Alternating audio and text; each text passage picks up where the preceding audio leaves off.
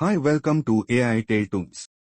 ఇవాళ మనం చేప రూపంలో వచ్చిన దేవుని కథలోకి ప్రయాణించబోతున్నాం. ప్రపంచ సృష్టికి మూలం వేదాలు. అవే జ్ఞానానికి పునాది.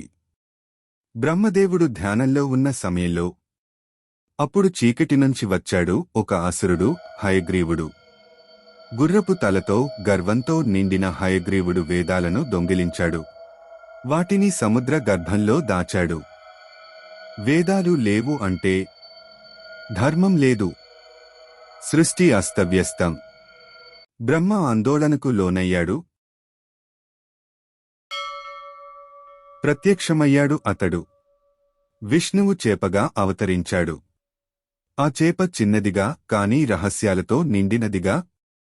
సత్యవ్రతుడు నదిలో స్నానం చేస్తున్న సమయంలో చేప ఒక్కసారిగా సత్యవ్రతుని చెంతకు వస్తుంది. ఆ చేప సత్యవ్రతుని చెంతకు వచ్చి ఇలా అంది, నా ప్రాణాలు బతికించు, నాకు సంరక్షణ కావాలి. సత్యవ్రతుడు దాన్ని కమండలంలో పెడతాడు. అది పెరిగిపోతుంది. కుండలో పెడతాడు, అది పెరిగిపోతుంది. చివరికి సముద్రంలో పెడతాడు. అది చాలా పెద్దగా మారుతుంది. ఇది మామూలు చేప కాదు. అతడే శ్రీమహావిష్ణువు మత్స్యావతారంగా. ప్రళయం దగ్గర్లో ఉంది. ఒక పెద్ద పడవను తయారు చేయి. ఆ పడవలో జీవరాశిని, సప్తర్షులను ఎక్కించు. చేప తలతో, పరమశక్తితో మత్స్యవిష్ణువు పడవకు తాడు కట్టి సముద్రంలోకి తీసుకెళ్తాడు. సముద్రంలో అడుగున హయగ్రీవుడితో ఘోర యుద్ధం జరుగుతుంది. చీకటి మీద జ్ఞానదీపం వెలిగింది.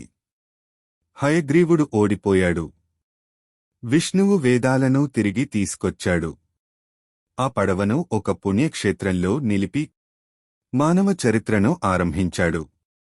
భూమిపై మొదటి సృష్టి, మనువు, ఋషులు, ప్రకృతి మొదలవుతాయి. అది మొదటి అవతారం, మత్స్యావతారం. జ్ఞానాన్ని కాపాడిన చేప.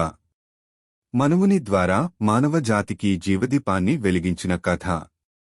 వేదాలను రక్షించిన మత్స్యమూర్తి కథ ఇక్కడ ముగిసింది. కాని భగవంతుని కార్యాలు మాత్రం ఇప్పుడే మొదలయ్యాయి. ఇంకా ముందుంది పాల సముద్ర మథనం. తాబేలు రూపంలో శ్రీహరి చేసిన అద్భుతం. అంతా వచ్చే ఎపిసోడ్ కూర్మావతారంలో. మిస్ కావద్దు.